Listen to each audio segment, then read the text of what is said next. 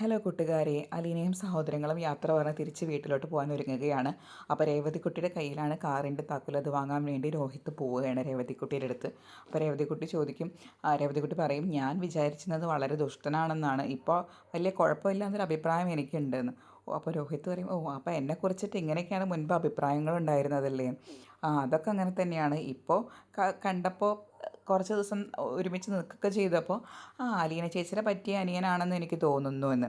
അപ്പോൾ രോഹിത്ത് പറയും, എന്തായാലും അഭിപ്രായം മാറിയല്ലോ, നന്ദിയുണ്ട് എന്ന് പറഞ്ഞ് അവർ ഇറങ്ങാൻ നിൽക്കുകയാണ്. ഇറങ്ങാൻ നിൽക്കുമ്പോൾ ഗ്രേസ് അമ്മയും മാമച്ചനും പറയും, ഞങ്ങൾ നിങ്ങളെപ്പോലത്തെ കുറച്ച് മക്കൾ ഞങ്ങൾക്ക് ചുറ്റും ഉണ്ടായിട്ടും ഞങ്ങൾ കുറേ വർഷങ്ങളായിട്ട് വിഷമിച്ചിട്ടാണ് ഞങ്ങൾ കഴിഞ്ഞിരുന്നത്.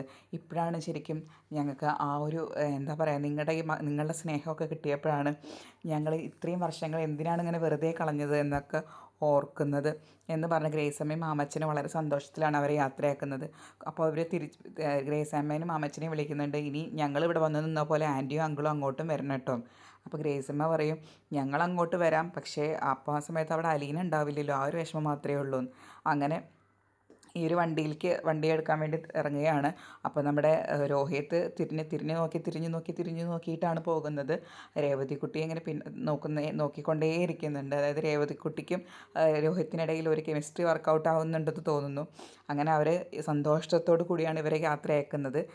അലീനയും രേവതിക്കുട്ടിയുടെ കവളൊക്കെ പിടിച്ച് നുള്ളിയിട്ട് പറയുന്നത്, ഞാൻ പോവാണിട്ടടി, നീ ഇനി കുറുമ്പൊന്നും കാണിക്കല്ലേ എന്നൊക്കെ പറഞ്ഞിട്ടാണ് അവരെ സന്തോഷത്തിലാണ് യാത്രയാക്കുന്നത്. തീർച്ചയായും രേവതിക്കുട്ടി രോഹിത് തമ്മിൽ ഒരു കെമിസ്ട്രി വർക്കൗട്ടായി കഴിഞ്ഞാൽ ഇതൊക്കെ മഴ തോരുമ്പോൾ പിന്നെ പിടിച്ചാൽ കിട്ടില്ല, അത്രയും സൂപ്പർ എപ്പിസോഡ്സ് ആവും. ഇപ്പം തന്നെ അവർ തമ്മിലുള്ള കുറച്ച് സീനുകളൊക്കെ നമുക്ക് നല്ല ഇഷ്ടപ്പെട്ട കുറച്ച് സീനുകളായിരുന്നു. എന്തായാലും നമുക്ക് കാത്തിരുന്ന് കാണാം ഇനി ഇവർ ഒന്നിക്കുമോ എന്താവുമെന്ന്.